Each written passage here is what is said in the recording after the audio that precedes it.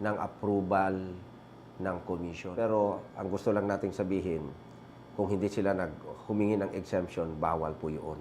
Minunaneng memye babala ing COMELEC ing striktong implementasyon daring batas king eleksyon. Metong king pakatutukan na kanon ing komisyon ing vote buying o pamanyaling boto. Bawal mo naman ing pamamyang ballers, t-shirts, kopya o nanumang miki economic value. Uling ko konsiderada la pamurin din ing forma ning vote buying. King Pampanga, atlong kaso ning vote buying ing simpada king COMELEC Region 3. Panenaya namo kaning rekomendasyon daring COMELEC lawyers, mangkanita formal na lang midaluman kaso. Kabang atsuno man king 675 ding midi ng show cause order, paulining premature campaigning. Ako yung kaya kayong talasuyo ay Jennifer Salenga, ating pusong makabalen.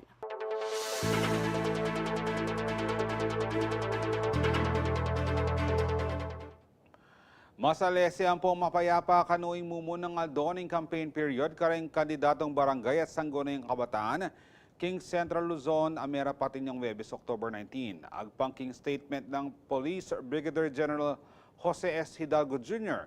naning Police Regional Office 3 o PRO3, ala kanong report dikil king abirya o nanumang klase ning insidente king mabilugari yun.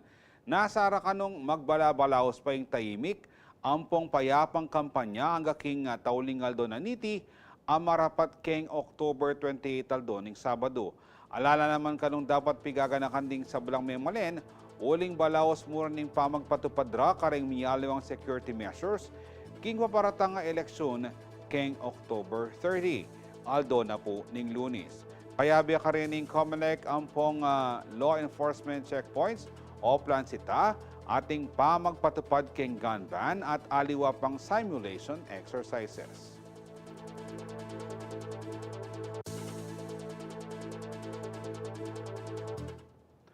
Masanting pong balita na generally peaceful yaing maging conduct ning opening salvo ning eleksyon. Makibalota naman po, makibalita tamo king syudad San Fernando nung makanano ing karelang assessment king first day ning pamangampanya. Akatalamitam tayo po Captain Kenneth Asuncion, ing Chief Operations Section ning PNP City of San Fernando. Maya Payaldo po, Captain Asuncion. Good evening, sir. Alright. Sir, nano po in general assessment to king mumunang aldo na po ning kampanya king opening salvo kini pong syudad San Fernando? Para po sa unang araw sa ng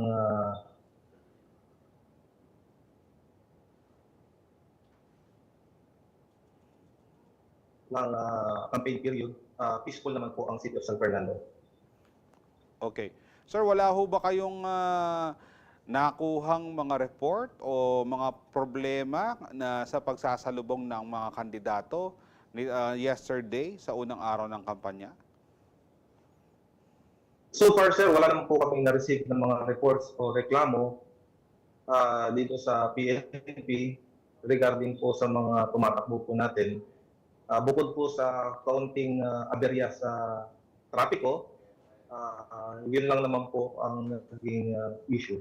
Okay.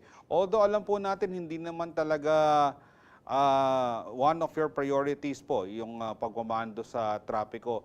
Ano ho bang mga lugar yung nagkaroon ng problema hinggil sa trapiko dahil sa pangangampanya ng mga kandidato kahapon? Well, according po sa dito po sa PNP, lahat naman po ng barangay, bukod po doon sa pagpasok po yung regular na pumapasok ng mga tao, regular din naman po yung issue ng traffic, nadagdagan na naman po ng konti. Okay. Captain Asuncion, yung po bang kapulisan natin well-informed hinggil po sa mga election laws natin? Siyempre, yung ating pong kapulisan kasi hindi po sila pwedeng sumali sa partisan politics, hindi po sila pwedeng mag-endorso at hindi rin po sila pwedeng mangampanya, lalo na po kung sila ay kasalukuyang nasa oras pa ng trabaho. Yes, sir.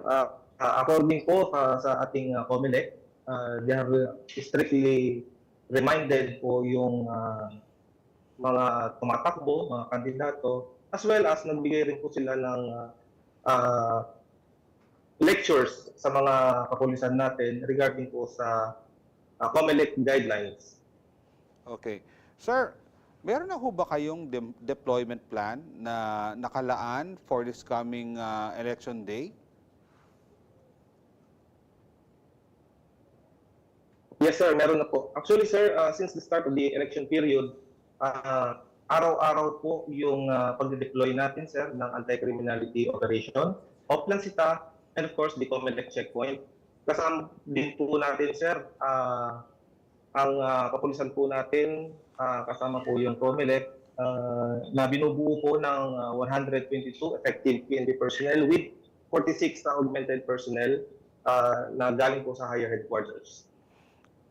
Sir, doon po sa mga deployment ninyo, mayroon ho bang mga nahuli na lumalabag sa mga election laws natin, doon sa gun ban, doon sa Oplan Sita, doon sa mga checkpoints?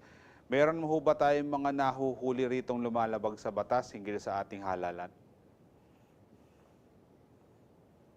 So far po, sir, wala naman po kami nahuhuli regarding po dito sa COMELEC laws. Bago po, sir, may mga nahuhuli po kami na mga walang helmet, tapos yung mga basic traffic violators lang naman po, sir. Okay, so talagang sa palagay po ninyo, Captain, yung mga kababayan natin parang aware yata sa mga ipinagbabawal ngayong halalan. Yes, sir. Tama po kayo dyan, sir. Yung po bang mga kapulisan natin sa San Fernando, meron na pong mga nakadestino sa mga presinto this October 30?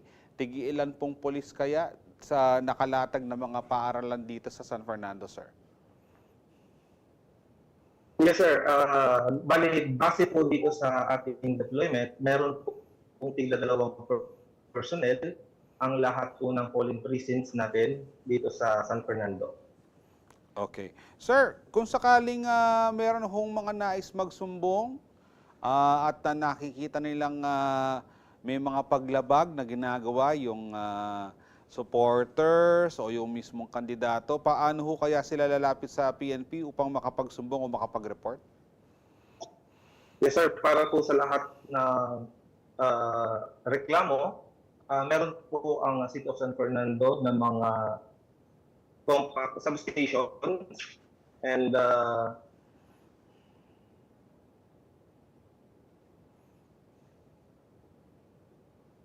substation, 4 po yan, sir. We also have our hotline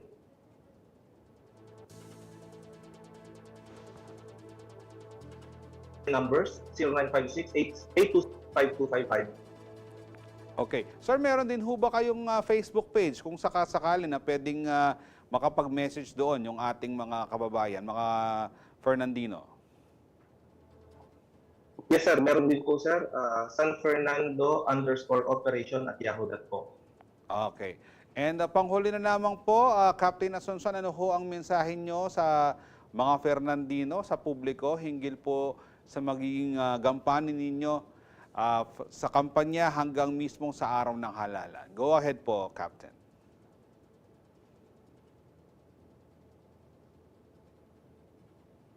Yes, sir.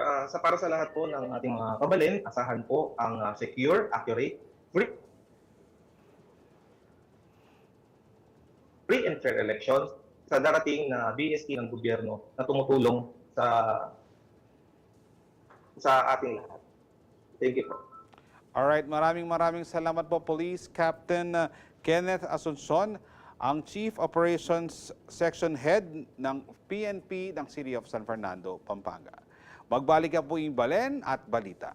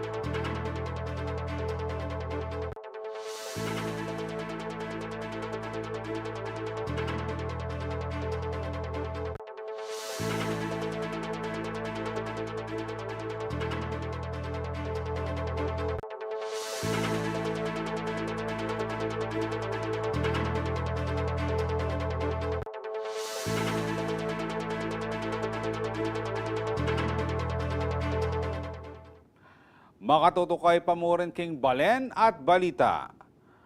Maranon lamang linarga rin kaya nakanatatagal bilang sangguniang kabataan chairman at members king opening salvo na ning campaign period. Kayan tabi na naman ni ting pamagdalang plataforma at programa makasawop ka rin kaya nakan akabarangay. O ining balita.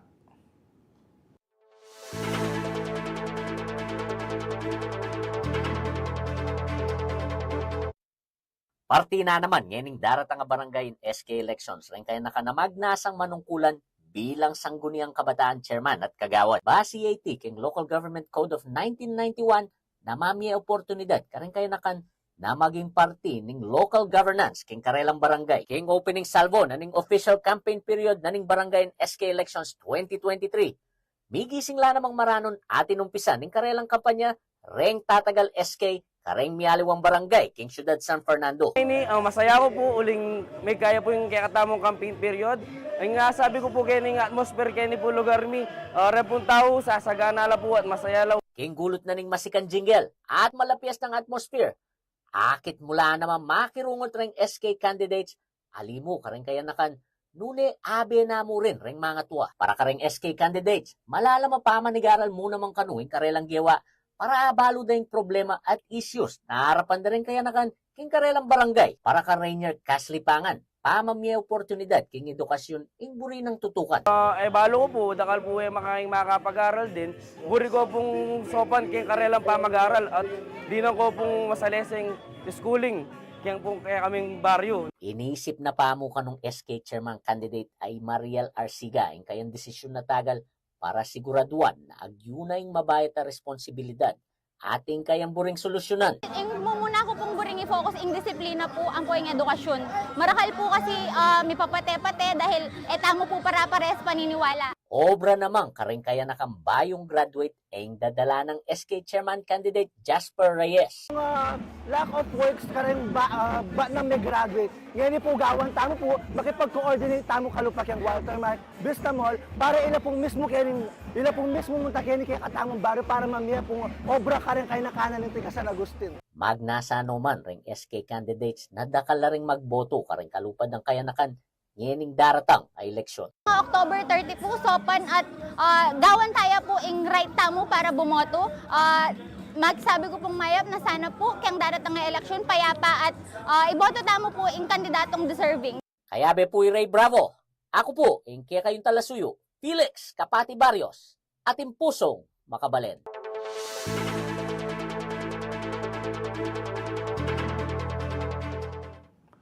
Arestado na rin atlong drug dealers king by bus operation na rin kapulisan king probinsya ng Zambales, Sampung, Pampanga, anyang Martis, October 17. May rakap na rin adwang suspect king Iba Zambales at may kumpiska karela ing 250 grams ing pagsuspetsyang shabu at king 1,700,000 pesos ing ulaga.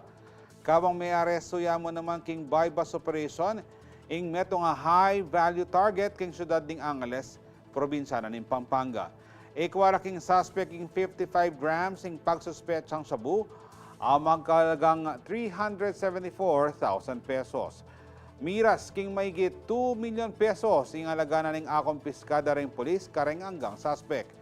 May daluman lang kasong violation king section 5 and 11 ng Republic Act 9165 o Comprehensive Dangerous Drugs Act of 2002 ding merakap a suspect.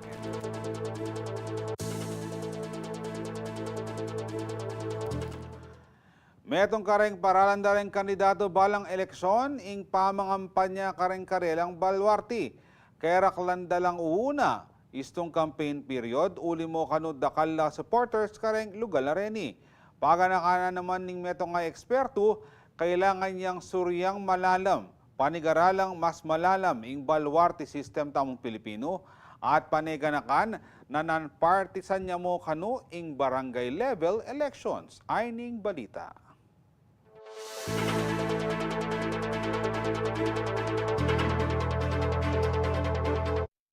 King opening salvo na ning campaign period para kin daratang nga barangay and SK elections king October 30. Inuna dala ring aliwang kandidato, reng karelang sa na Baluarte. Anti mo namang homecoming at reunion iti kareng kandidato at karelang supporters. Disnanay ning CLTV News Team kin si Chuloban kin Barangay Dolores ing opening salvo na ning kampanya ng City of San Fernando First Gentleman at dati mo namang Dolores Barangay Captain Melchor Kaluwag. Kareng may ngalabas sa eleksyon pambarangay kin lugar IT.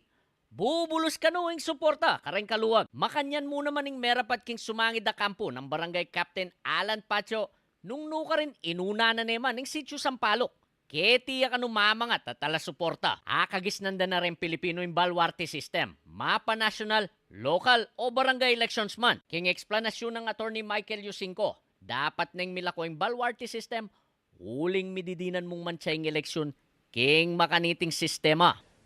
Ideally, hindi na dapat umiiral yung Baluarte system, lalong-lalo na sa barangay and SK elections, no? Because number one, nakalagay nga sa batas natin that the barangay elections and to a certain extent yung SK elections din should be non-partisan, no? Mas dapat siya kanong isentro yung barangay at SK election king komunidad bangkanitang mangibabo ang pamisasan metong. Ang barangay elections at SK elections kasi, this is really not about politics, no? It's not really about politicians, no? Kasi this is all about our community, no? Remember, a barangay is also a community. Samantala, atin lapang hanggang October 28 reng kandidato para king campaign period king daratang nga barangay and SK elections naganapan king October 30. Ako po yung kaya kayong talasuyo, Felix Kapati Barrios, ating pusong makabalen.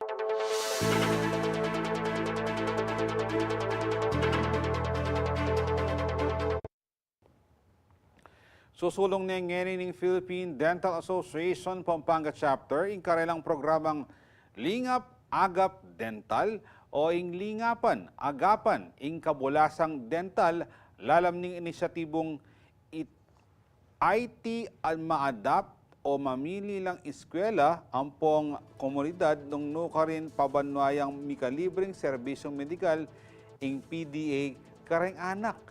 Ito ro dalaking stong pamanyese ipa ng pong midawon lang dental services. King mumunang dakinan niti may pili ang San Isidro Elementary School, king balen na puning Santana para hing adapta school, kabang ing kinder king barangay para hing adapta community. Po tayo sa may pinakmata sa prevalence rate ng dental caries or pagkabukbok po ng ngipin. So, nakakalungkot po yung ganung balita, no? So, most likely, mababalitaan mo yung mga bata, halos nag-absent kasi humaga yung ipin. Tapos, mababalitaan mo may mga batang na-hospitalized dahil meron sila yung tinatawag nating acute dental velar abscess or severe na yung maga. And worst case, yung po mga neglected oral hygiene na ganyan, nabulok yung mga ngipin, nagkaka-connection din po sa mga cardiovascular diseases or sakit po sa puso. Okay. That's why kami po dito sa Philippine Dental Association, 10 po ng aking mga officers and mga volunteer dentists, prevention po lagi kami. Kaya doon ho nabuo yung Lingap Agap Dental po na program ko po ngayong term na to.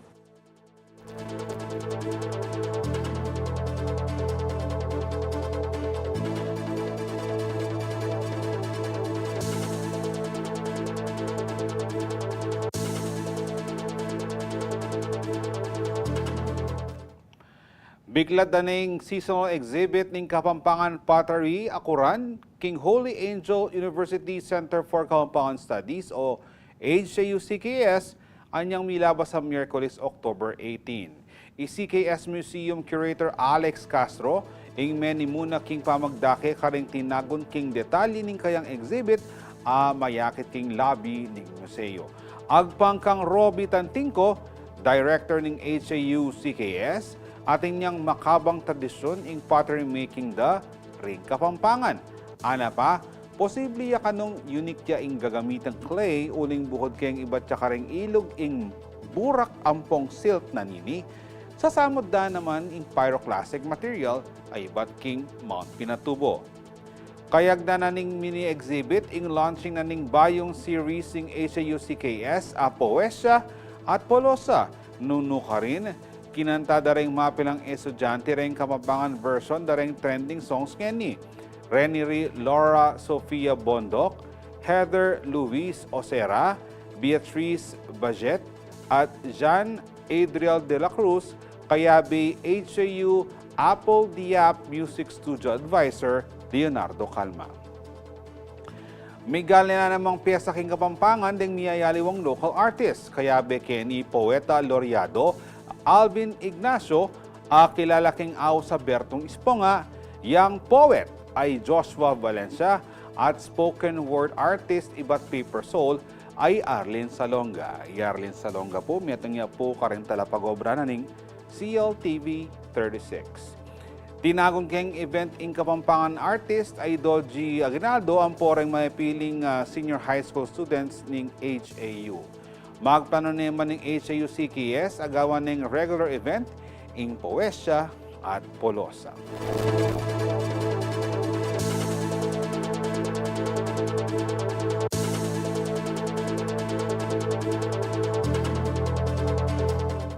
Magbalik yung Balen at Balita.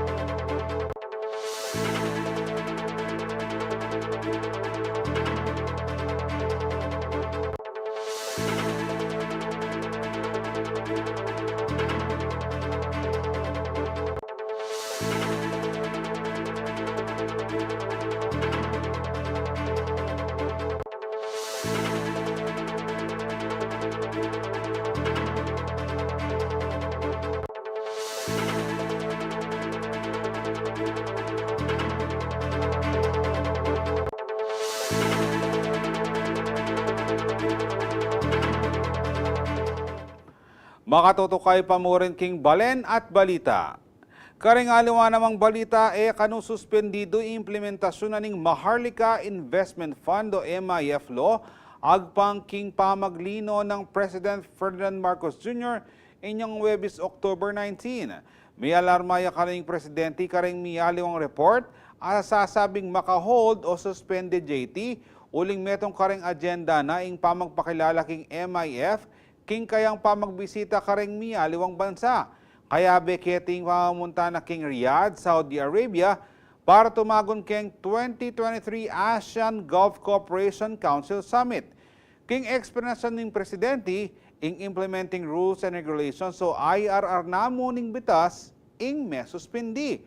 Dagdag na pang Marcos Jr., kasalangsungan ning magsadyang gobyerno bang maging operation ni ining MIF bayo mayari ing 2023. Miyerkules October 19, migpalwalang statement ng Office of the Executive Secretary kapamilatan ng dating Chief Justice Lucas Bersamin. Digil king memorandum mamikipet sang October 12. Makapalub king memo ing suspension na ning MIF ay inatas ng Marcos Jr. king Land Bank of the Philippines o LBP, Ampong Development Bank of the Philippines o DBP. Iti kanubang mas apag-aralde pa implementing rules and regulations o IRR at makasigurado laking transparency and accountability na ning may sabing batas. Anya naman kano dapat medinan aliwang konteksto ampong nanumang kapintasan iti uling masalese kano ing konsepto na ning MIF at balabalaw sing pamanintundang paralan bang mag-improve pa ing may sabing batas. Mi sa batas sing MIF kaya rin ang pinirman Marcos Jr. iti anyang July 18. Magsilbiya ka nung revenue stream ing may sabing batas kapamiratan daring investment. Deng panakitan, ibat kareng investment, magamit laking pamagpatalakad kareng big ticket projects ning gobyerno.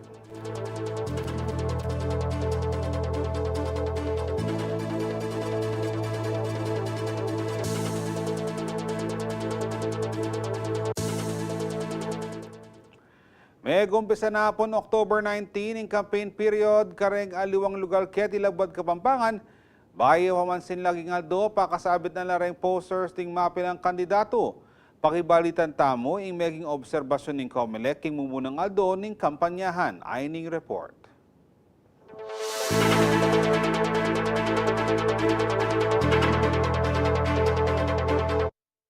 Masantinging meging resulta ning ngumunang aldoning campaign period o opening salvo ngayon Webis, October 19. Inimpisyag ng Attorney Elmo Duque, ing Assistant Regional Election Director ning Commission on Elections Region 3, kim pamangumusta na ning CLTV 36 News Team kim pamagumpisa ning kampanya.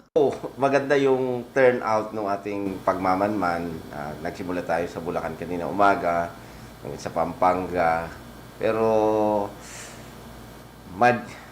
majority ng mga kandidato natin, they have deference, respect to the law, at yung pakiusap ng ating buting chairman na huwag nang subukan na ang batas sapagkat ang ating pamunuan ay nakahanda na ipatupad ang batas at marami tayong kasama na magpapatupad ng batas, kasama natin lopa ang AFP at saka PNP. Pasibayo na mo rin pag nakakaring kandidato yung pamanuki kareng guidelines, kim pamangampanya, bang aywasan ng posibleng problema king karelang kandidatura. And nakakalungkot, meron pa rin mga talagang gustong ipakita na sila yung batas, hindi yung batas ang umiiral.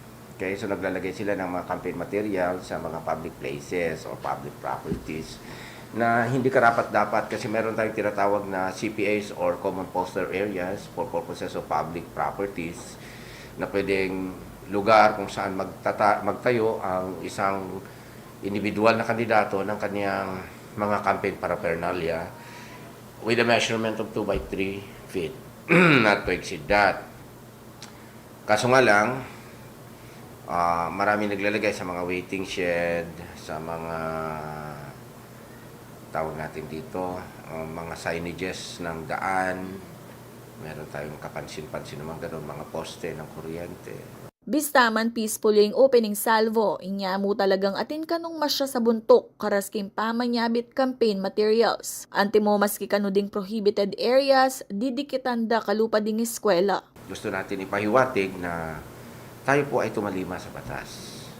Kasi pwede kayong kasuhan sa paglabag sa campaign rules. At pag kayo kinasuhan sa paglabag sa campaign rules, automatic may disqualification case kayo. Pag may disqualification case kayo, kahit na kayo ang muna sa pipiliin ng taong bayan, you get the plurality of votes, hindi kayo maproklama dahil ang mag-i-initiate ng proceedings against a violator of the campaign rules is none other than the COMELEC. Baka panabili na paning COMELEC yung pamagtangkilik king vote buying and selling. Uling istong merakapla mabatinging ega na ganang pipagalanda. Uling madisqualify na la, mikaswan la pa. So nakikiusap tayo sa mga kandidato. Huwag po nating subukan na bumili ng boto. Sa ating mga kababayan din, ang mga boboto, kayo din ay kasama na makakasuhan. Kayo din ay kakasamang maaresto, may bibilanggo. Hindi lamang yung bumibili, pero kayo din na nagbebenta ng boto. Minamanmanan kayo ng ating kapulisan, minamanmanan kayo ng komunidad. Hindi ninyo alam kung sinong kalaban ninyo, kaya mag-ingat po. Panabili na pang Attorney Duque kareng kandidato, eda na sa sakripisyo yung karelang tsansang manyambot at ali na gagawang violations. Yung sarili mo nang ikakatalo mo, sure win ka na nga. Bigyan mo pa ng ikakatalo mo. Yung hindi dapat manalo, siyang manalo. So, It's a common sense. Lalo na yung mga kabataan, yung mga BSK, yung mga SK, huwag yung bigyan ng tint ng criminal at saka administrative case yung inyong pangalan. Kasi mahirap yan eh.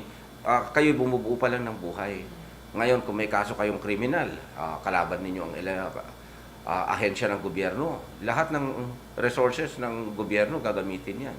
Mahirap kalaban ng gobyerno. So nakikiusap tayo, please, huwag na nating subukan na alabagin ang batas. Kasi ngayon, ipinapatupad natin, ipinapairal natin ng may pangil ang batas ng halalan. As of October 19, maabot na laking 1,100 ding mi paralan show cause order king Mabilog a Riyon. 311 kareni ring king Pampanga, Makanyan mo naman at luna laring merakap king kontrabigay king Central Luzon. Samantala, mi kasane mang nationwide oplan baklasing COMELEC para kareng unlawful campaign materials king October 20 hanggang 27. Kaya Bailiana Kanilaw, ako yung kaya kayong talasuyo Karen Maurilio, ating pusong makabalen.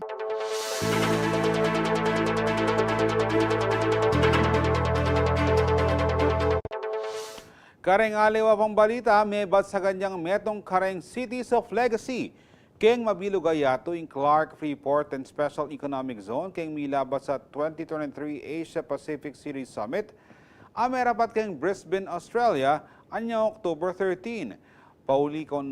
Pauli kanuiti ning disenyo na ning lugar antimong sustainable, future-ready, ampong people-centered. Ang agpang kang engineer Joshua Bingkang, ing President and Chief Executive Officer ng Bases Conversion and Development Authority o BCDA, is tumuka ng mayaw siyang Philippines City of Legacy in Clark, uling magsilbiya naman ing lugar antimong economic center.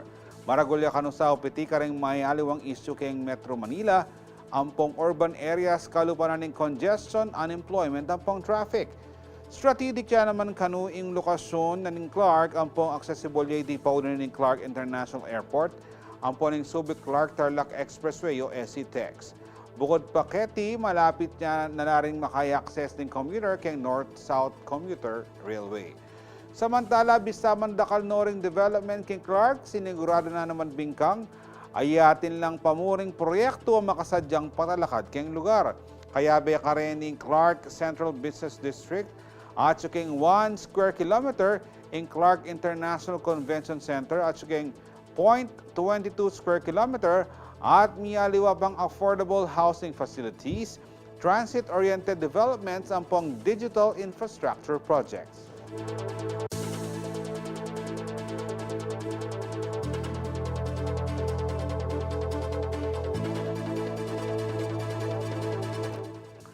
Susulunging human rights lawyer ay Attorney Chel Diokno ing pamagrespeto kay karapatan daring tao ang mamiling manungkulan karela kapamilataning barangay ni SK Elections. Dapat mukano abalo daring botanting papil daring barangay officials bangkanita masayang iti lakwasing alide pamisaling karelang boto.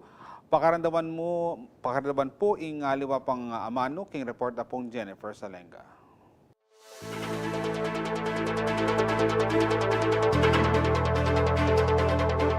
Malaking bagay yan dahil siyempre barangay yan at lahat naman tayo belong to a barangay. And it's important na yung mga leader natin, doon pa lang sa pinakamababang unit ng local government ay yung sinasabihin natin talagang mga servant leader. Deniring amano ng Attorney Chel Diokno, meto nga human rights lawyer, asina lang sang kanita king postponement na ning barangay at sangguniang kabataan elections. At ngayon balaos na yung botohan para karing pamuntok karing barangay. Nakano dapat palagpasan ng pamikatagon ang makapaglok-lok karapat dapat king katungkulan. Dapat ayon tinsan da kanu ding memaryo nung nanuwari ing papila gagampanan dareng barangay officials. Maulaga mo naman kanu natin lang balo hanggang basic mo king legal apis sa sabyan. Dahil sa isang pag-aaral last year, may isang nag-survey. Ang tanong sa lahat ng respondent doon, pag meron kayong problemang legal, saan ba kayo pumupunta? Ang akala ko ay mga abogado ang pinupuntahan. Yung pala, more than 76% ng na-survey sa barangay nagpupunta. Ito lang, kailangan ma-empower din natin yung mga barangay natin. Dahil marami sa mga punong barangay, walang legal background. Kaya, syempre, nahihirapan din nilang bigyan ng tamang gabay yung mga residente nila. Paganaka na pang Jokno na kano dapat pa-impluensya ring botante ka ring endorsement. Ang mga boboto sa atin, mamimili tayo doon based sa mismong track record ng kandidato at kung sino yung nag-endorse. Minsan kasi nadadala tayo dahil nakita natin, oy, in-endorse pala si ganito, kaya iboboto natin.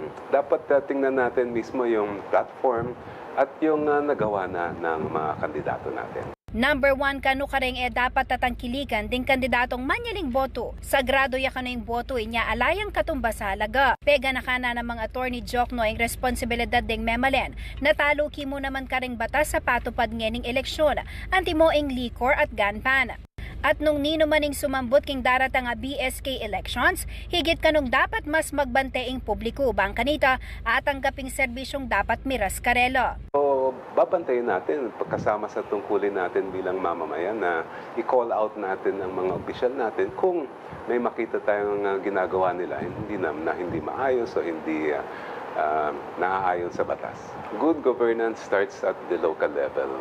At dahil nga naantala yung mga barangay at SK elections natin ng ilan ng taon, now is the opportunity for all residents to choose their leaders. Kaya uulitin ko na sana makilahok tayo, makialam tayo dito sa darating na halalan. Ako yung kayong talasuyo ay Jennifer Salenga, ating pusong makabalen.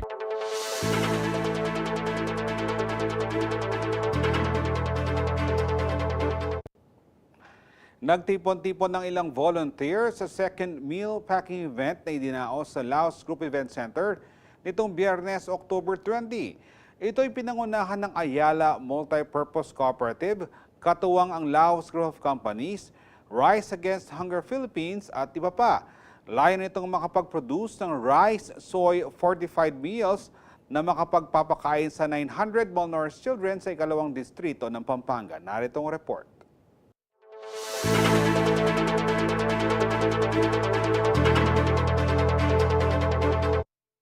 2019 ang unang buksan ng Laos Group of Companies o LGC ang kanilang event center para sa pagdaraos ng meal packing event. Ito ay pinangungunahan ng Ayala Multipurpose Cooperative o Ayala Co-op, katuwang ang LGC, Rice Against Hunger Philippines at iba pa. At pagkatapos ng pandemya, muling nagtipon-tipon ng ilang volunteers para sa pagpapak ng rice soy fortified meals na magpapakain ng 120 days sa 900 children sa ikalawang distrito ng Pampanga, lalo na ang mga nabibilang sa indigenous communities. Actually, this is the second time that we've partnered with Rice Against Hunger. If you recall, it was in 2019 that we did this the first time. So kaya lang nagka-pandemya, 'di ba? So sayang. But now I'm very excited. This time, hopefully, we will be able to finish double of what we have finished the last packing, no? So malamang marami tayong mapapakain. Makakatulong tayo sa mapapakaing mga bata sa District 2, I think.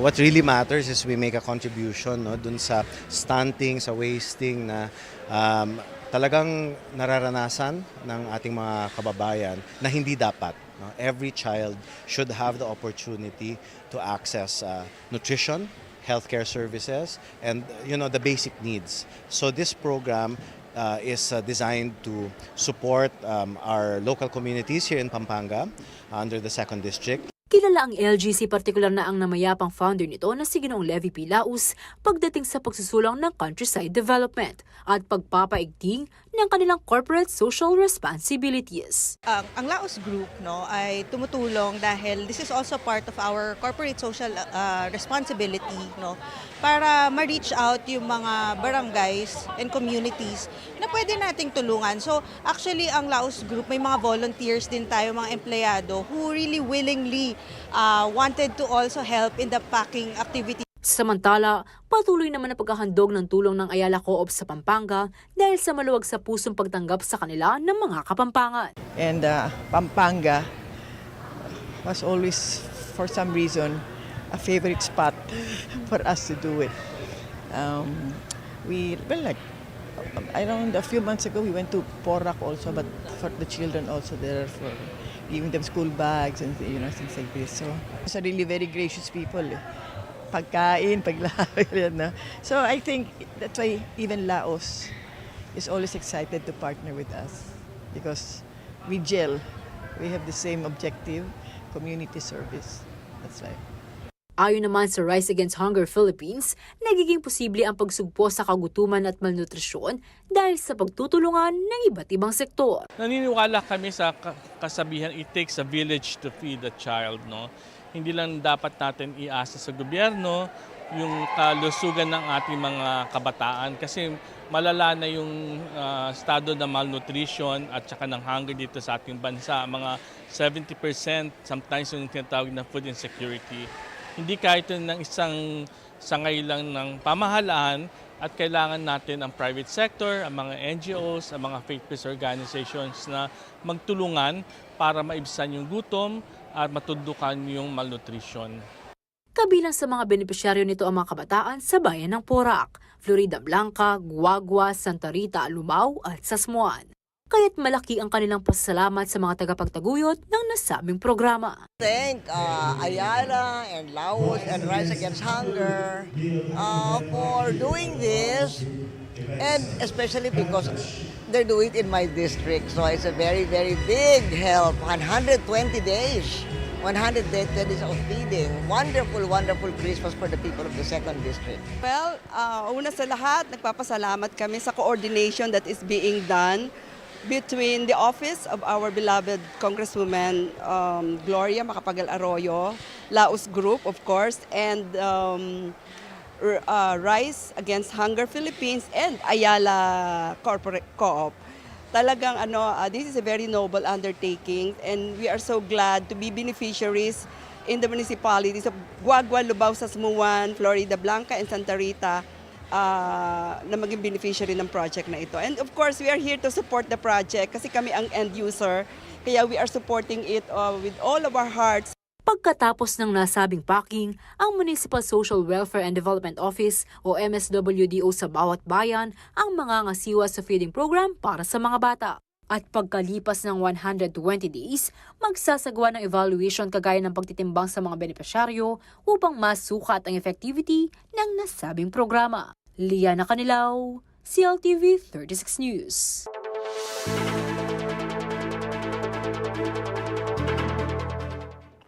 Apin rin ding mga ragula balitang kinanap ng kakatabang news team. Kinglagyo na ng mga biluga CLTV 36 News and Current Affairs. Ako po yung kaya kayong talasuyo i Jody Dizon Mercado, ating pusong makabalen.